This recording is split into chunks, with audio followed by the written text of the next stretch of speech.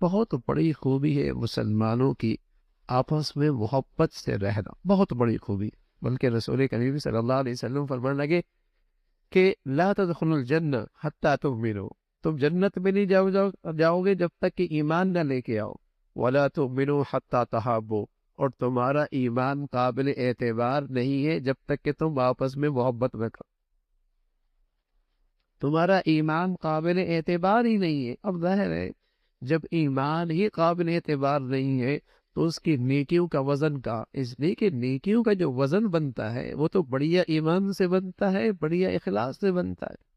نماز کا جو وزن بنتا ہے، زکوٰۃ کا جو وزن بنتا ہے، سچائی کا، دیانت کا، حلال لقمہ کمانے کا، جو نیکیاں ہیں ان کا جو وزن بنتا ہے وہ تو بڑھیا ایمان سے بنتا ہے۔ جتنا بڑھیا ایمان ہوگا اتنا اس کی نیکی کا وزن بڑھیا ہوگا، جتنا بڑھیا ایمان ہوگا، اخلاص ہوگا، اتنا اس کے عمل کا وزن بڑھے گا۔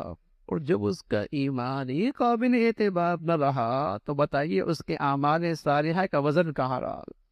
تو بہت بڑی خوبی ہے مسلمانوں کی۔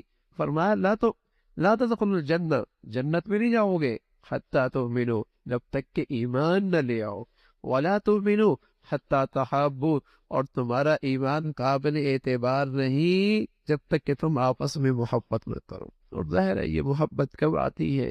جب آدمی ایثار کرتا ہے، اور جب آدمی متواضع ہوتا ہے، اور جب بندہ احسان کرتا ہے، اور جب بندہ درگزر کرتا ہے اور معاف کرتا ہے، تو ان خوبیوں سے آپس میں دل جڑے رہتے ہیں، گھر میں بھی، دوستوں میں بھی، آپس میں بھی، اٹھتے بیٹھتے میں بھی، یہ پھر دل جڑے رہتے ہیں۔ اللہ رب العزت ایمان کی دولت دے دے اور ایمان والے اخلاق بھی عطا فرما دے۔